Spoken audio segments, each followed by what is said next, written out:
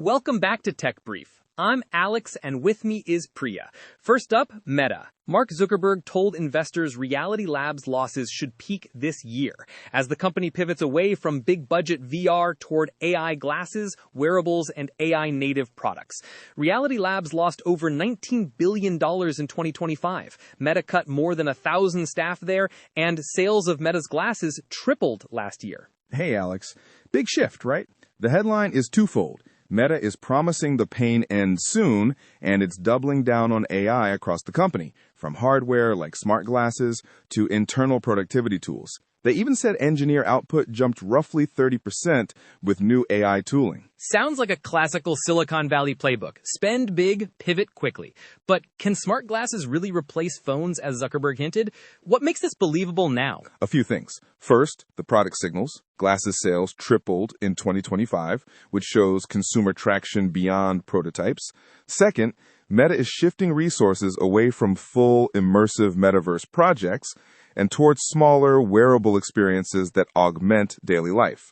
Third, they're investing massively in AI infrastructure. Capex guidance jumped to a range around $115 to $135 billion for 2026. So they have the back end to power on-device and cloud AI features. Triple sales is promising, but Reality Labs hemorrhaged nearly $20 billion. How much runway does Meta have for this gamble, and how are investors reacting? Investors seem okay as long as the advertising core keeps growing. Meta beat revenue expectations and showed user growth, which gave Wall Street the confidence to tolerate heavy AI spending. Still, it's a long game. The company is betting that AI glasses, devices that see, hear, and converse, will become ubiquitous. If adoption stalls, Reality Labs could remain a drag. So the risks are product adoption and continued spend. Any upsides people overlook? Integration. If Meta nails AI feeds and AI-native social formats, they can monetize in new ways across billions of daily active users. Add wearables that tie into those services, and you get a powerful ecosystem advantage. It's a high-risk, high-reward move. Good rundown. Let's pivot to a much darker topic, Waymo and safety incidents. Right. 2 incidents this month raised alarms. One, a manually driven Waymo-branded van crashed into parked cars in Echo Park while not in autonomous mode. 2, a Waymo robotaxi struck a child near a Santa Monica elementary school during drop-off hours. The child suffered minor injuries. The NHTSA has opened an investigation into the school incident.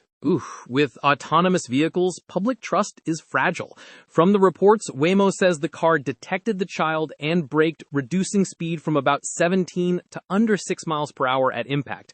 What's the likely focus of the NHTSA probe? The agency will examine whether the Waymo driver exercised appropriate caution around schools during pickup and drop-off times, and whether system behavior matched intended safety parameters. They'll also review Waymo's reporting and post-incident actions.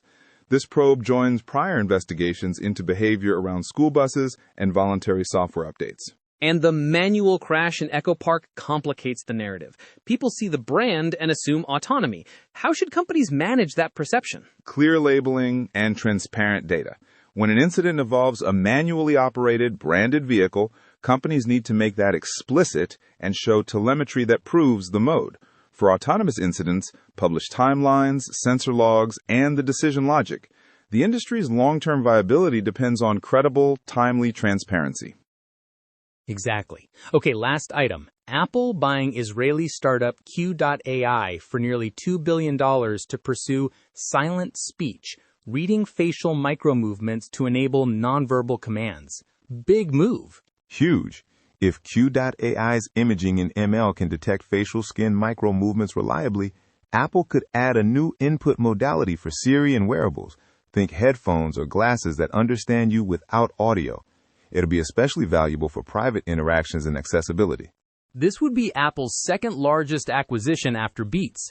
How does this fit Apple's AI strategy? It accelerates on-device intelligence, which Apple favors for privacy.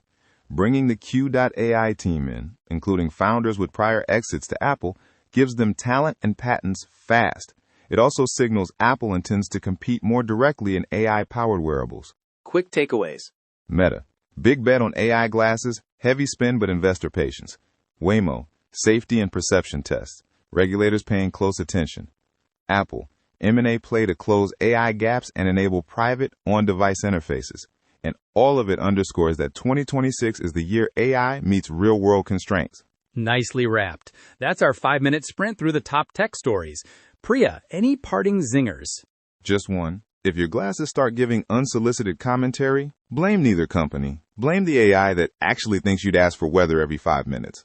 Fair. Thanks for listening. Catch us next week for another update from the front lines of tech.